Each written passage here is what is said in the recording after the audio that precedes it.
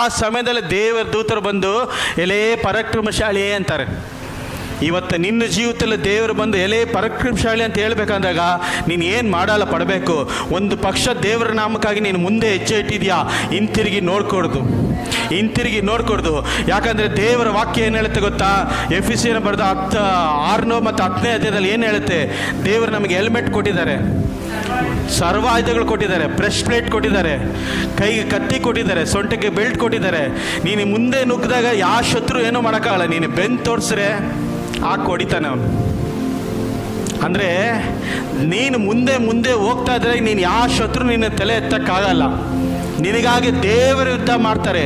ನೀನು ಆಗಲ್ಲ ಅಂದ್ಬಿಟ್ಟು ಇಂತೆ ಇರ್ತವ್ರಿಗೂ ಅದೇ ಲೋಕ ಪ್ರಕಾರ ನಿನ್ನ ಜೀವಿತದಲ್ಲಿ ನಡೆದ್ರೆ ಶತ್ರು ನಿನ್ನನ್ನು ಬಿಡಲ್ಲ. ಹಾಲೆಲೂಯ.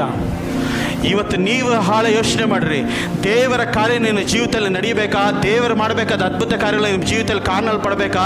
ಯೋಚನೆ ಮಾಡಿರಿ. ಹಾಲೆಲೂಯ, ಸ್ತೋತ್ರ. ಎಲ್ಲವನ್ನು ಬಿಟ್ಟು ದೇವರ ನಾಮಕ್ಕಾಗಿ ಪ್ರಾಯೋಗಿಕವಾಗಿ ನಿಲ್ಲಲ್ಲ ಪಡಬೇಕು. ಲೋಕ ಆಗಲಿ, ಲೋಕದ ಆಸೆಗಳಾಗಲಿ, ಲೋಕದ ಆಡಂಬರಗಳು ಯಾವುದು ನಿನ್ನ ಜೀವಿತದಲ್ಲಿ ಬರ್ಕೊಡ್ದು. ದೇವರ ನಿನ್ನ ಜೀವಿತದಲ್ಲಿ ಏನಾದರೂ ಕಾರ್ಯ ಮಾಡಬೇಕಂದ್ರೆ ನೀನು ಭಯಂಕರವಾಗಿ ನಿಲ್ಲಲ್ಲ ಪಡಬೇಕು.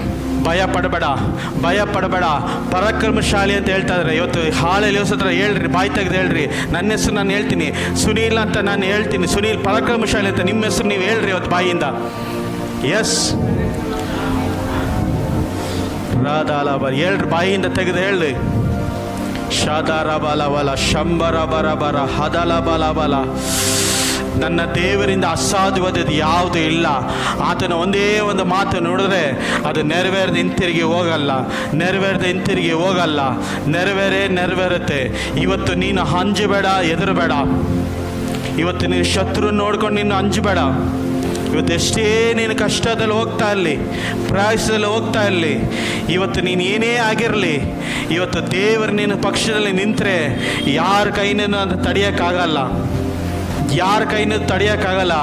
ನಿನ್ನ ನೋಡಿ ಶತ್ರು ಭಯ ಬೀಳ್ತಾನೆ. ಶರಾಬಾಲ ಕದಾರಬಾಲ ಶಂದದರ ಬರ. ಎಸ್,